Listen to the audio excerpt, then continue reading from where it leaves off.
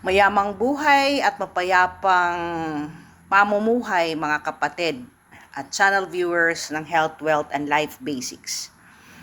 Kahapon ay uploaded as to when and why people would want to get separated.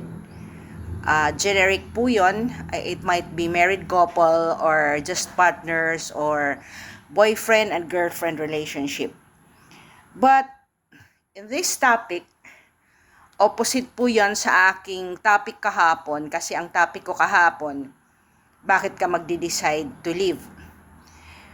There are people who stay in marriage, and if you have seen my earlier upload, 37% in research study, they stay in marriage even if they are not happy with the partner for the multifarious reasons. Ayan. They might choose to stay in marriage because they fear of the unknown.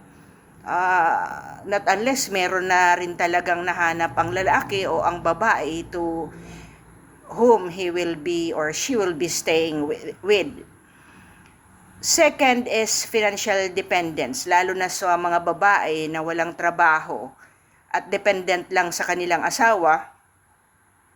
Kahit abuse na sila, they would stay in marriage kasi wala siyang paraan para mabuhay na mag-isa. Commitment to the vows, dahil yun ang kultura, yun ang religious belief ng couple.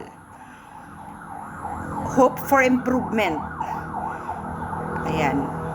Magbabago pa yan kasi pag matanda na yan, uuwi din sa kanilang asawa. Which is, totoo naman, di ba?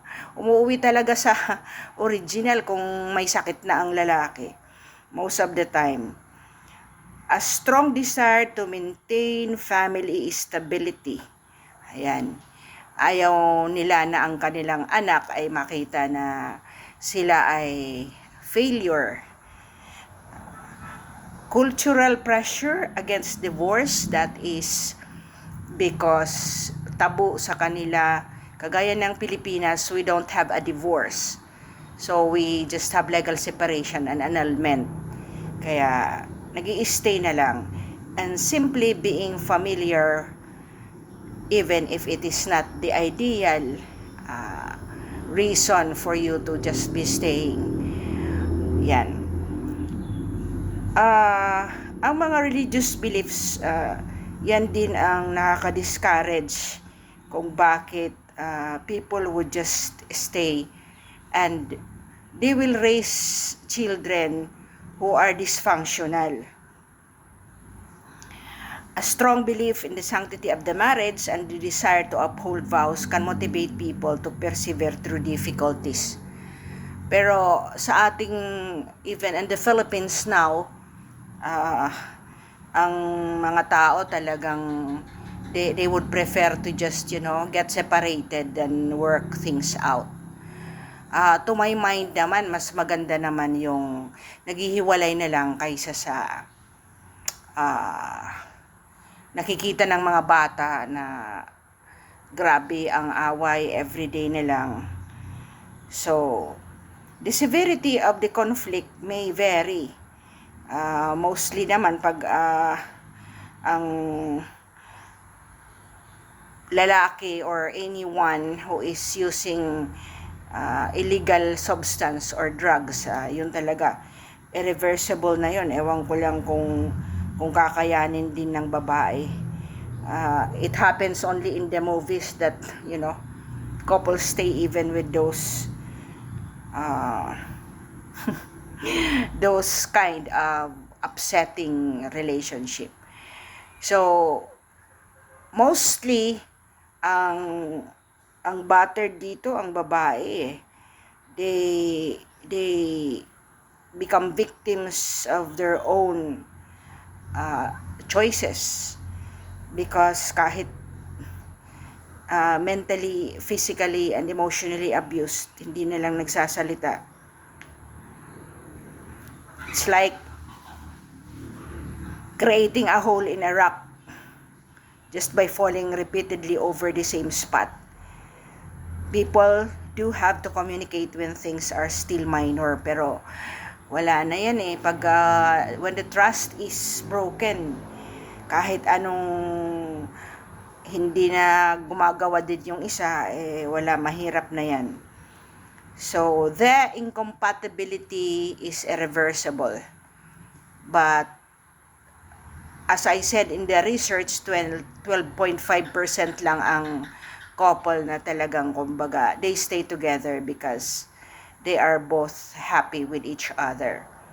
Maybe because yun na, both of them are equally earning and both of them are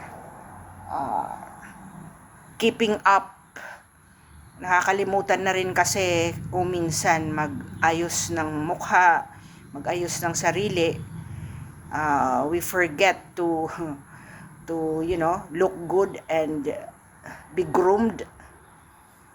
And yun, it is up to you to really decide whether to stay in the marriage or not. This is only for couples na talagang they are legally married and they have legal impediments to get separated.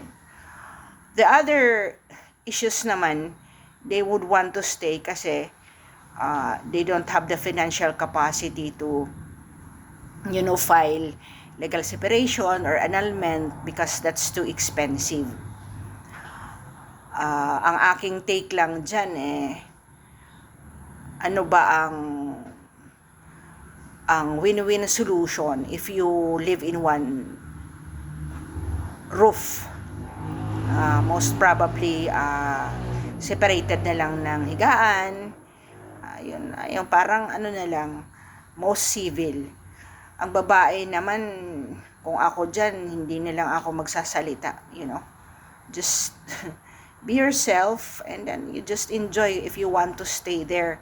But for you to be posting dyan sa wall mo na kung ano-anong mga hindi ko talaga I do not recommend you, especially women, to post anything because if you do that, you would even speed up or expedite the leaving of your spouse from your abode.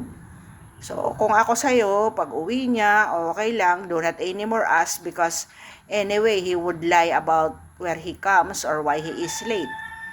So long as he gives you the financial support, wag na. Tapos magpaganda ka na lang. And then, that is what I tell you.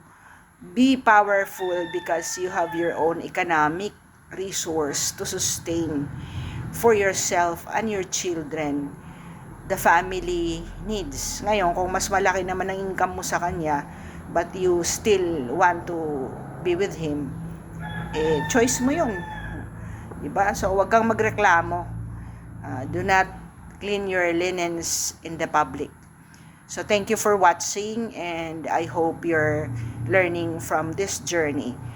The decision is within you to have spiritual, physical, mental, and emotional balance in your life if you choose to stay with your spouse.